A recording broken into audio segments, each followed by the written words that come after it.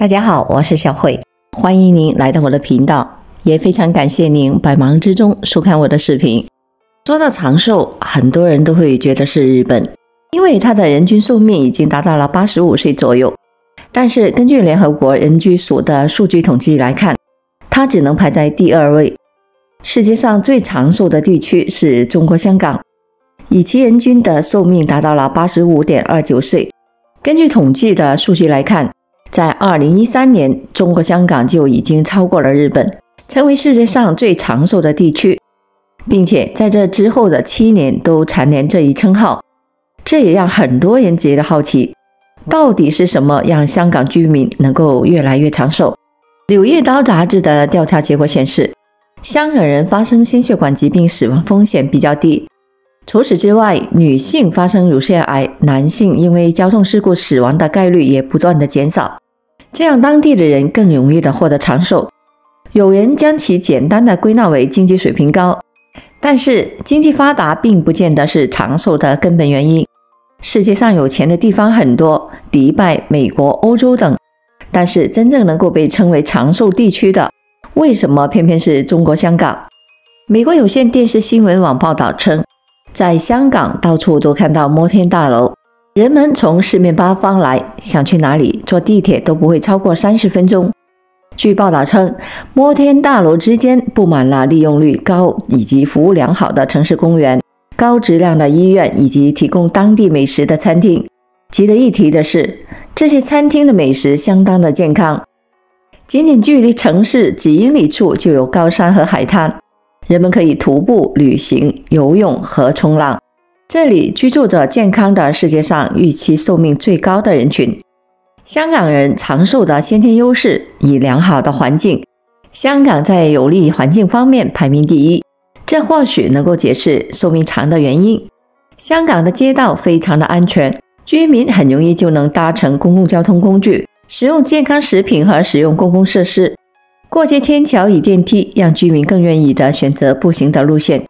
同时，出租车和公共交通相对来说很便宜，这对开车对居民的诱惑降到了最小化。而且在许多的绿地上，通常能看到一群老人在清晨打太极或者是练气功，最后一起吃饭聊天。香港建立了普通的医疗保险，老年人通常不需要支付初级卫生保健的费用，可以获得优先权。香港的地理位置优越，大热带气候也对长寿有一定的作用。这里不太热，也不会太冷，让生活变得更轻松、更舒心。另一个地理位置带来的好处是，香港可以获得优质的食品。香港作为和亚洲其他地区的海陆通道，更易获得新鲜的鱼类、水果和蔬菜。香港人的饮食还是值得探讨一二的。第一点就是吃的较为清淡，不管是养生汤还是肉类、海鲜以及一些蔬菜的做法，相对来说都是比较清淡的，并不会有太多的油盐糖以及其他调味料，都是很少的。香港人比较喜欢喝养生汤，会花时间去烹饪，还会在汤里放入一些养生的药材，这也就能给身体带来更多的好处。其次，香港人海产品的使用率比较多，大多以清蒸为主，而海产品当中含有的不饱和脂肪酸以及其他的物质，对于预防心血管疾病其实是有益处的。根据数据了解，香港人患心血管疾病的几率相对是比较低。再有，香港人的饮食也会更加的注重营养搭配，每天的食物种类都会比较多，早餐也不马虎，会比较注重营养的均衡，这样人体的免疫力也会更加的强大，也是能够减少疾病的发生。二，香港长寿的7大秘诀。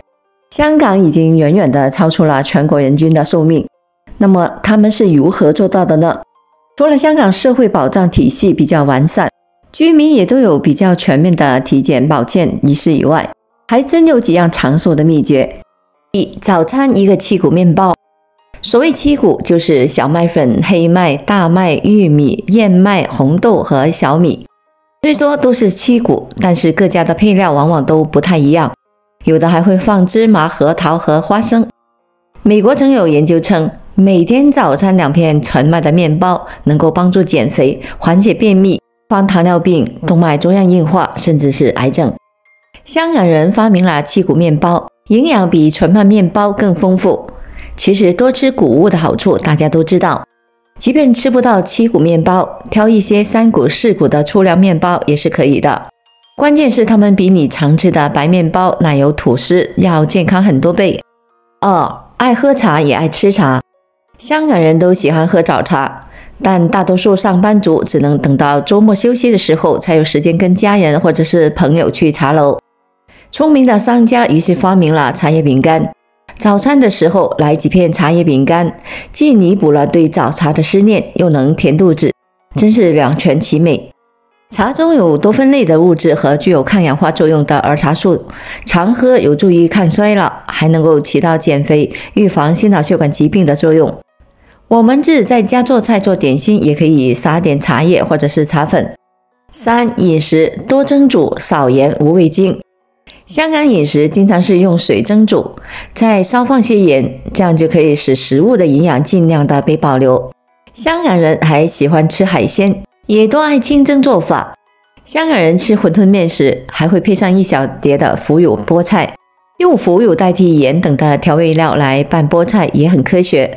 一来保证了咸度，二来吃腐乳对心脏有好处。香港人家里做饭很少用味素等的调味品，餐馆也会以不含味素来标榜。4. 重视吃水果。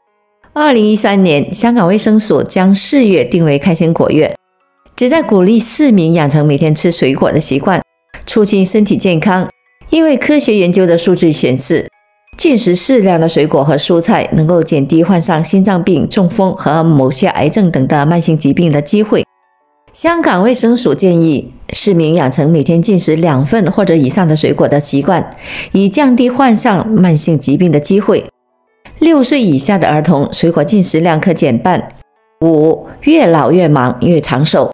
香港本地有句话叫做手停嘴停，假如我退休了就没有收入了，这就迫使很多人退休以后重新开始工作。但人活到老，工作到老，这也是香港长寿的第一个原因。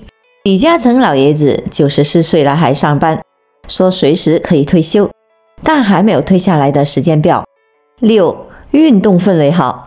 不管爱不爱运动，香港确实给爱动的人提供了很好的环境。一到周末，无论男女老少，都会和家人朋友去泉水湾晒日光浴，去大澳渔村钓鱼，去爬狮子山。香港很多酒店里面也有提示运动的卡片。香港人越热越喝汤，汤不仅开胃口，而且还能够提神。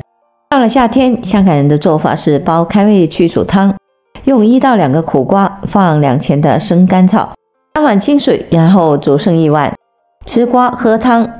想吃肉就煲一个莲藕排骨汤，解暑清热。还有一道荷叶马蹄汤，适合小孩们化湿清热、除痰通小便。一张带梗的鲜荷叶或者是干的6个马蹄，4碗水煎汤，加点冰糖，煮好后当茶喝。总而言之，香港人均寿命高，会有很多可以学习的地方。如果我们参考学起来，可能你也会离长寿越来越近。好了，朋友们，今天所分享的视频内容就到这里了。制作视频不易，朋友们，如果您觉得我分享的视频内容对您有所帮助的话，就请您给我点个赞吧。您的每个留言和点赞都是我进步最大的动力，也非常欢迎您到评论区分享您的生活经验。非常感谢您的支持和鼓励，我们下期见。